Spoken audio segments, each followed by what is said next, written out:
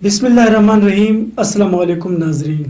پاکستان کے صوبہ پنجاب کے علاقے جہلم سے قریب 23 کلومیٹر پر واقع اس قلعے کا نام قلعہ روہتاس ہے۔ اس قلعے کا شمار جنوبی ایشیا کے بڑے قلعوں میں ہوتا ہے اور یہ پاکستان کا سب سے بڑا قلعہ ہے۔ شیر شاہ سوری نے 1541 میں اس قلعے کی تعمیر کا حکم دیا اور اسے 7 سال کے مختصر عرصے 1548 تک مکمل کر لیا گیا۔ میں ہوں محمد یعقوب، آپ کو اپنے چینل تاریخ جانو پہ خوش آمدید کہتا ہوں۔ آج کے اس ویڈیو میں ہم جانیں گے فرید خان یعنی شیر شاہ سوری کے تعمیر کردہ قلعہ روہتاس کے بارے میں۔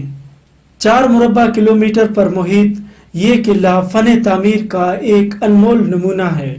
اس قلعے کی تعمیر کے وقت چونکہ سیمنٹ دریافت نہیں ہوا تھا، اس لیے اس قلعے کو چونے، مٹی، سنگ مرمر اور دال ماش سے بنایا گیا، اس لیے اس کی رنگت بالکل سفید تھی، لیکن اب کئی صدیوں کے گزرنے کے بعد اس کی رنگت کالی پڑ گئی ہے۔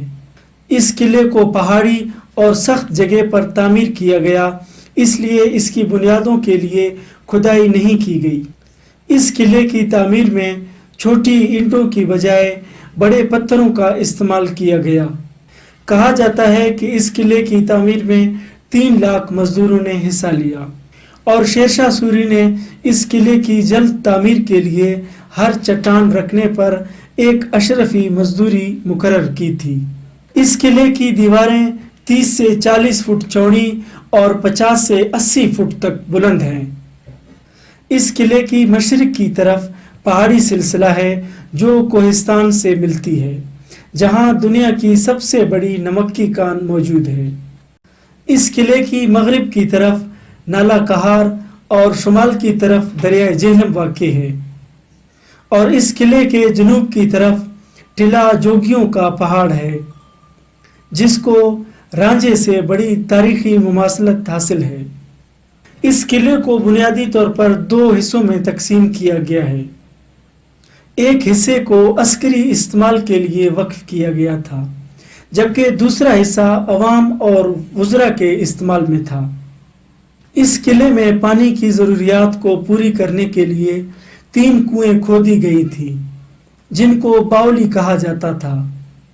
باولی اس کنویں کو کہا جاتا ہے جس میں سیڑھیوں کے ذریعے اتر کر پانی حاصل کیا جائے۔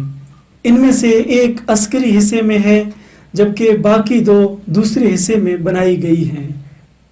اس قلعے کو شیر شاہ سوری نے کھکڑ اور مغلوں کے خلاف بنایا تھا۔ جب یہ قلعہ تعمیر کے مراحل میں تھا تو ایک دن شیر شاہ سوری نے کہا کہ اس قلعے کی تعمیر سے میں نے اپنے دشمنوں کے پیٹھ پر چھرا گھونپ دیا ہے۔ شیر شاہ سوری کا اصل نام فرید خان تھا۔ ایک مرتبہ اس کا ایک شیر سے مقابلہ ہوا تو شیر کو مار دینے کے بعد اس کا نام شیر شاہ سوری مشہور ہوا اور تاریخ کی کتابوں میں اسے اسی نام یعنی شیر شاہ سوری کے نام سے جانا جاتا ہے۔ ان کی زندگی اور حکمرانی کے بارے میں بھی انشاءاللہ ان قریب ایک ویڈیو آپ کی خدمت میں پیش کریں گے۔ اس قلعے میں مان سنگھ کا محل بھی قابل دید ہے، جو کہ کافی بلندی پر واقع ہے۔ اس محل سے قلعہ دور دور تک نظر آتا ہے۔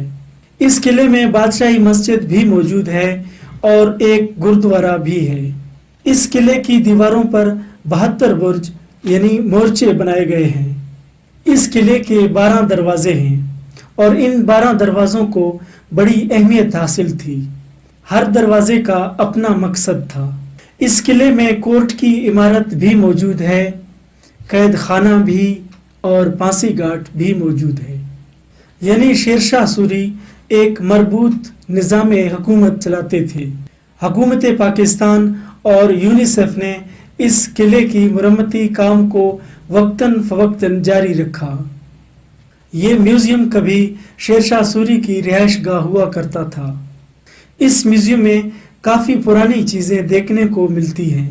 یہاں شیر شاہ سوری کی ذاتی تلوار بھی موجود ہے۔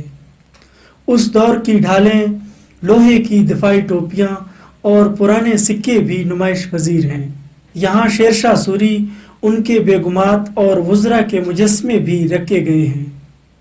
آپ میں سے جو لوگ تاریخ یا پرانے عمارات کے دیکھنے کے شوقین ہیں ان کے لیے یہ قلعہ کافی دلچسپ ثابت ہوگی۔ اگر آپ کا جہلم جانا ہو تو اس قلعے کی سیر ضرور کیجیے۔ یہ ویڈیو اگر آپ کو پسند آیا تو اسے لائک کیجیے، اور اگر آپ کو تاریخ جاننے میں دلچسپی ہے تو ہمارے اس چینل تاریخ جانو کو سبسکرائب کریں اور تاریخ جانتے رہیے ہمارے ساتھ ساتھ۔